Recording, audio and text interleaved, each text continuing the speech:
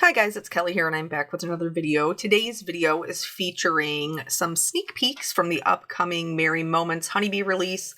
I am using the Lovely Layers Sleigh Bell as my focal point today. This is part of the new release, as is the embossing folder, which is the frosted filigree 3D embossing folder. And then the sentiments are warm holiday wishes. So I actually used this at 3D embossing folder in a live when I did my first sneak peek last week. And there seemed to be some concern about if we didn't do a 5x7 card and we did an A2 size card that you would lose a lot of the detail. So I wanted to show you on an A2 size card that you still get quite a bit of the design. And then I'm using the shield as my layer to kind of house my focal point. This is from the shield layering frames. And then I think I cut out every single piece. I cut out every single piece from the Lovely Layers sleigh bells, and some of them twice, because I wanted 2 bells and then I wanted enough greenery to kind of bring them all together. So we're going to start with our background. I decided to go more of like a teal-ish, like a dark teal, because I thought that that would look really nice with the gold bells.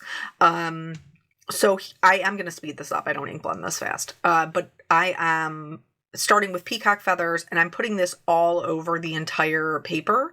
And then from there, I am going to work just around the edges from the Mermaid Lagoon to Uncharted Mariner to Black Soot, and then back in. Then this is going to create kind of a little bit of a halo effect around my focal point, which kind of draws the eye in, which is very nice.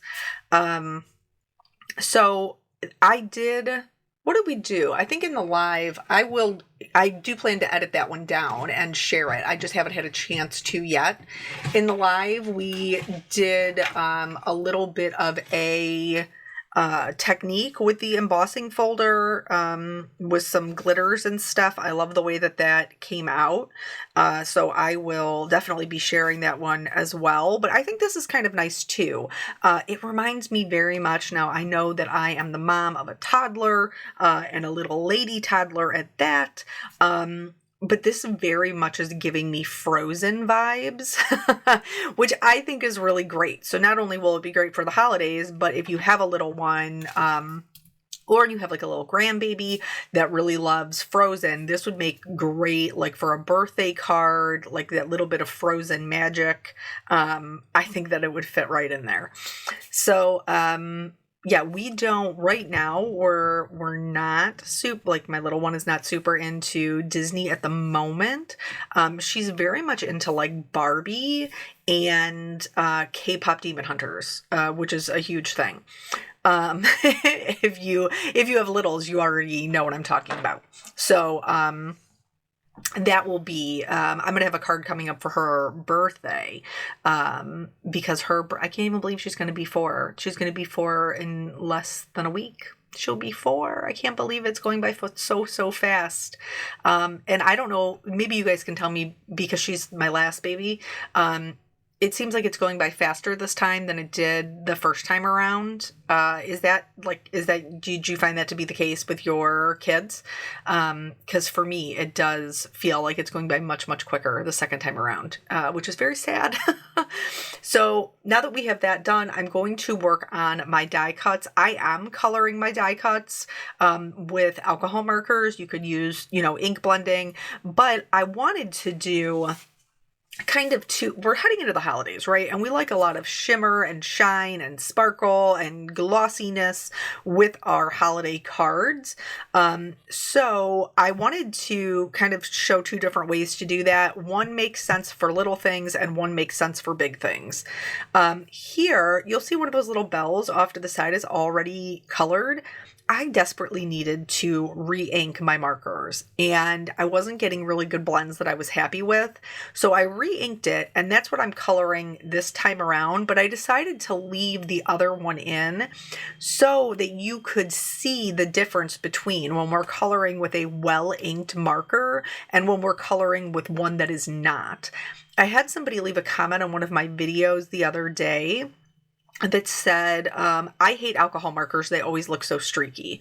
And I was a little bit surprised because alcohol markers are made to be more of a consistent wash of color, than, and they blend together better than like water-based markers and stuff. And so I did comment back on her comment, and I asked her a couple of questions, but she hasn't responded. And so I wondered if one of the reasons why she was having such a hard time is because her markers needed to be re-inked. If they are dry, because alcohol markers blend in the fibers of our paper, if there is not enough moisture to saturate what we are coloring, then there isn't going to be enough moisture for them to get into the fibers of the paper and blend. The other thing that could also be creating like a streaky effect is if you are using markers that are too far apart, like your color combinations are too far apart, and so you're not getting really good blends, and there's clear like lines of delineation between one color starts and one color stops. There's a bunch of tricks you can use for that as well. But like in this case, I like this color combination. I've used it several times before. It's like a golden yellow, and I know that it works for what the look I'm going for, but you can absolutely see the difference between the one on the left and the one on the right, just based on having those markers filled correctly and, them being able to do what they're supposed to do, which is blend the colors. So these sleigh bells have the 3 layers. They have a base layer, and then they have that detail layer on top, and then finally the middle section that kind of separates it and gives it that extra layer of dimension. I think these are adorable. We did, and we actually tried this year because my little one is old enough to enjoy it, but my oldest isn't too old to enjoy it. Do you know what I'm saying? So here we have a scenic railroad near where I live. And every year they do a Polar Express. I was like North Pole, but it is the North Pole, but it's the Polar Express. And so I was able to take Nathan when he was little, honestly, only because I was gifted tickets. They are a little bit expensive. So I was gifted tickets, and I was able to take him, and they have like hot chocolate and cookies, and they go for a ride on the train, and Santa comes on the train, and there's all these Christmas lights, as you're going down on the train ride, and you take the train to the North Pole, and then, it comes back, and like the kids can dress up in their jams, and it's all really very adorable. But as one of the things that you got from that trip is you received a bell, like in the movie, you got, the bell. So each one of us got a bell. It was me, and, I had 4 tickets, 3 tickets. I can't remember. No, I think my sister was with me, so I had to have 4 tickets. So it was me and my sister and my mom and my son. Obviously, the whole point was for it to be with him. Okay, let me go back real quick. So we've colored up our greenery, and then here for the pine cone, I wanted to do the strap for the bells as like a leather strap. That is how our bells came. That's the part of the story I was just going to tell. But for the pine cone, this, you could absolutely do what I normally do with Lovely Layers and lay it over top and kind of mark where it goes. But because Honeybee does such a good job of putting the embossed areas where where you're going to be able to see it through, I could actually just look and see I could just look through and see where it was going to go. So that's where I made it the darkest. And then I was able to like do the darkest color and then the mid-tone. And then just around the edges, I did the light mid-tone. That would also needed to be re-inked. P.S. I am clearly falling down on the job. And then for the layering piece, I did the dark mid-tone just on the very bottom of each layer, like just kind of skimmed over it, and then filled it in with that light mid-tone and then my highlight color, which is this E53 here, and then just stacked them up. So it had plenty of dimension, and I didn't have to take the time to kind of like mark them individually. I hope that makes sense. So anyway, so part of our little gift, that's what I was saying, part of our little gift was these little sleigh bells, and then they come on these little leather straps, and you can hang them as ornaments and on your tree. And so it's very, very cute. And we wanted to take our little one. It is pricey, though that really wasn't the issue.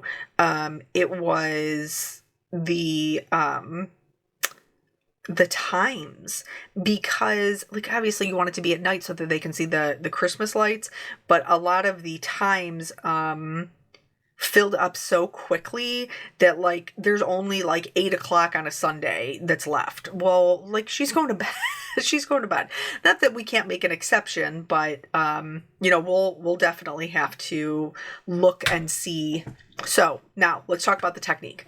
So here, these little craft trays I actually just got, but do you remember back in the day, like mixed media, there used to be like a little tray that you could get for your mixed media, especially when you were working with UT or ultra thick embossing enamel, which is what we're working with today.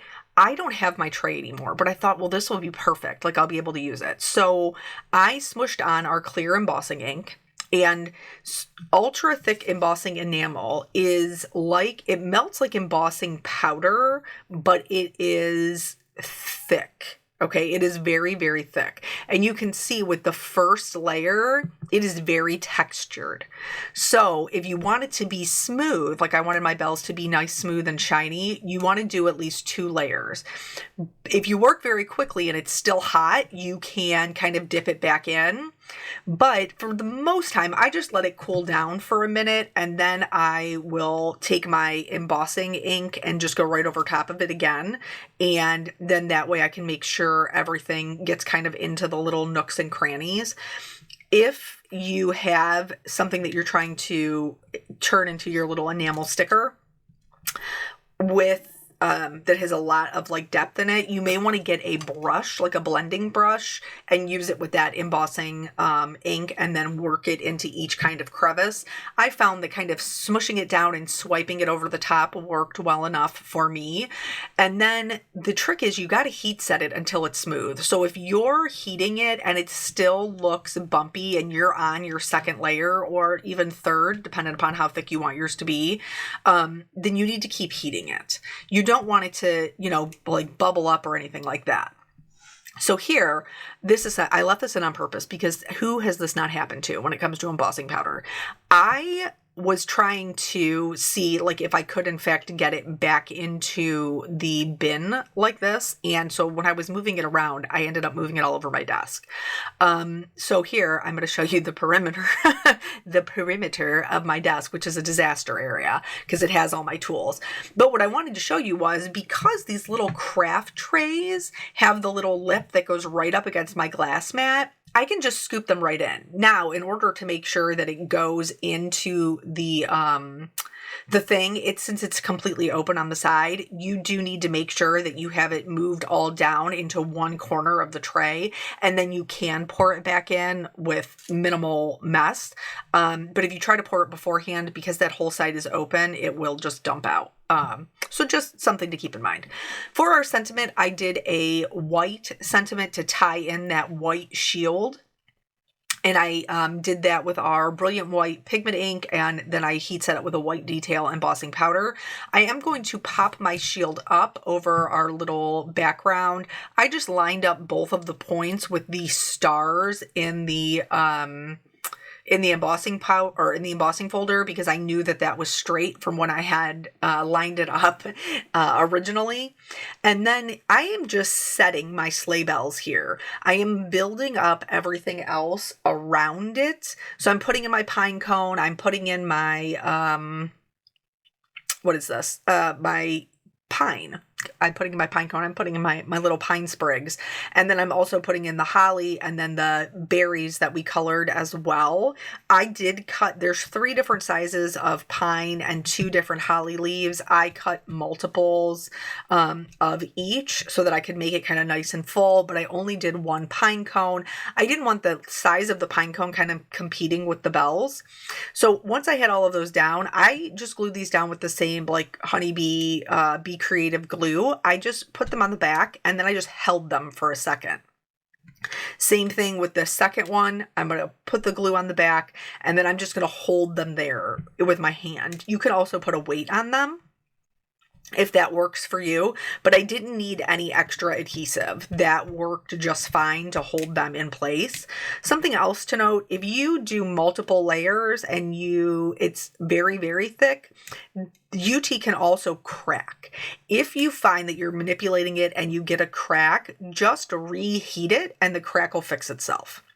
So now the second way that you can add the gloss, and this makes more sense for smaller items, this is actually really fun too because I did the clear glitter first, is glossy accents. Glossy accents is tried and true. I mean, 1 bottle will last you a very, very long time. And then I do like putting the clear shimmer underneath the glossy accents because then it's kind of trapped and it's glossy and glittery at the same time. I added a couple of little gold pearls, and then that's it. That's the whole card. So I hope you guys are excited about the release. It is Wednesday evening at 8 p.m. Eastern Time. I will see you then. Bye.